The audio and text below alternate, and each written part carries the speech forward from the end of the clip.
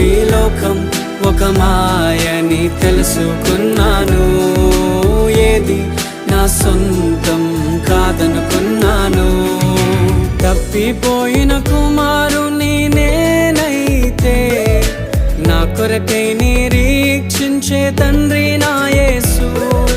తప్పిపోయిన కుమారుని నేనైతే నా కొరకై నిరీక్షించే తండ్రి నా యేసు. ఈ లోకమంతా నేను వెతకినా నాకు లేదయ్యా ఎక్కడా ఆనందం. నీ సన్నిధిలో ఒక్క క్షణం గడిపినా నా హృదయం